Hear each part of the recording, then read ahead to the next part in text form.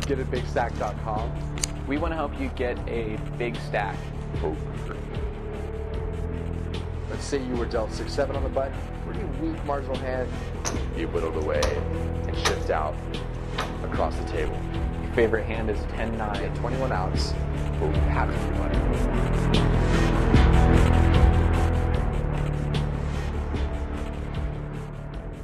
Hey guys, this is Zeke with GetABigStack.com, and I'm here today to instruct you on how to win at Holdem.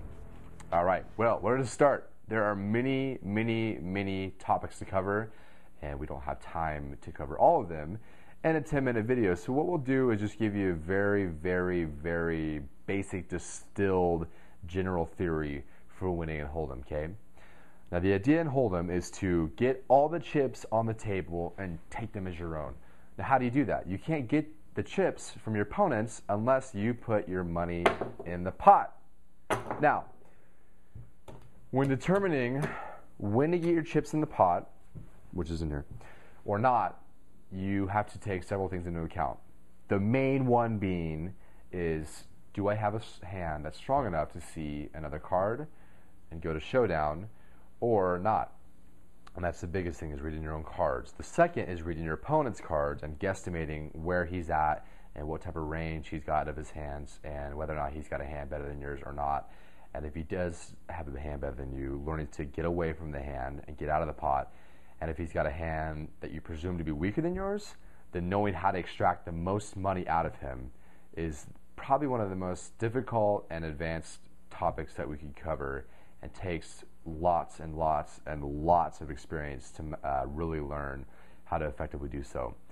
So the general, very basic distilled way to win in Holdem, this is very dumbed down, of course, is to get all of your chips in the pot when you have the best hand or a strong hand, and avoid doing so when you have a weak hand. So an instance where you want to get all your money in to the pot is when you're holding aces or kings and you see a lot of action in front of you and you're the last to act or even next to act, whatever the case may be. You want to re-raise and get your money in.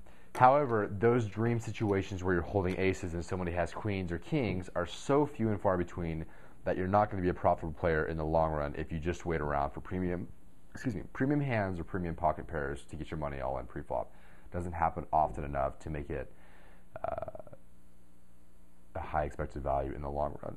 Obviously, yes, aces are going to win the majority of the time, but those instances where you have aces and have an opponent with a hand second tiers that he's willing to go all in with pre-flop is very rare. So the idea is then knowing how to get the most money out of your opponents, and this is a very difficult strategy, like I said, and it all comes from observation by watching your opponent's tells, seeing how they react to certain cards being dealt on the flop, or the way they bet, how they bet their chips, where they place their chips, and getting a feel for how strong they are. And if you're holding the nuts, which means the best possible hand, say the nut flush, meaning an ace-high flush, you want to get the most value out of this hand as possible. And the way to do that is to really be deceptive primarily. So if you're holding the absolute best hand, a lot of players will check, trying to instigate a bet from their opponent, when that is obviously a very effective play. But if people catch on to the fact that you're always checking with the best hand, they're going to be less apt to bet. So you have to vary your bet, or your betting by, or your style of play, by betting out when you have the best hand, to just add variance and deception to your game. Look for ways to add deception to your game. If you're always predictable in your betting, let's say you have a draw of some sort and you decided to bet half the pot, okay, and you do that every single time, you're going to be very predictable, and people are going to catch on to the fact that you're always on some sort of draw when you bet half the pot. So avoid doing that. So sometimes maybe it's best to check. Maybe sometimes it's best to bet around 75% of the pot, or 2/3 the size of the pot. You just need to look for ways to really add deception to your game so people can't put you on a hand, because a big part of poker is, in fact, deceiving your opponent into thinking that you are weak when you're strong and strong when you're weak, or strong when you're strong and weak when you're weak.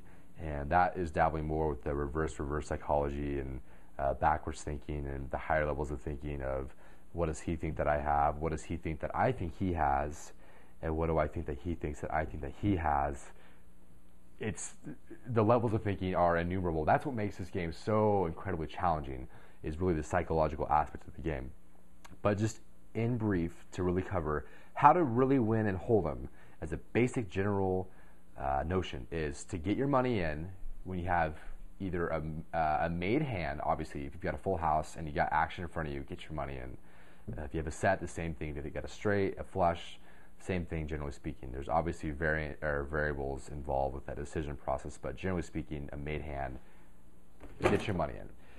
If you have a weak hand, keep the pot small, work on pot control, maybe check behind if you are behind a player, and just try to keep the pot as small as you can to see a free card to strengthen your own holding. So bet out when you've got a made hand. If you're on a big draw, let's say you have an open-ended straight draw and a flush draw and 2 overcards. You've got around 21 outs, I believe, if I've calculated correctly in my head, to win the hand, making you a substantial favorite. So even if your opponent is holding top pair, you're a favorite to win the hand. So get your money in. So if he bets out, raise him. If he re-raises, don't be hesitant to get your money all in, because you're a favorite to win the hand. So take into account the odds of your hand making the best possible hand. Say you're on a straight draw, you have 8 outs, so you're at like 32%. So take into account your hand odds as well as your pot odds. If somebody's betting the entire amount of the pot and you're on a flush draw, it's not profitable to call in the long run. So you have to take those things into account. So be very adamant about your mathematics and taking those into account. Again, hand odds, pot odds, very easy to calculate, and keep the idea in mind that when you have a weak hand, keep the pot small, and with a made hand, get all your money in. It's very basic, but those 3 concepts will, I believe, help you out substantially in making a lot of money in the long run in Texas Hold'em.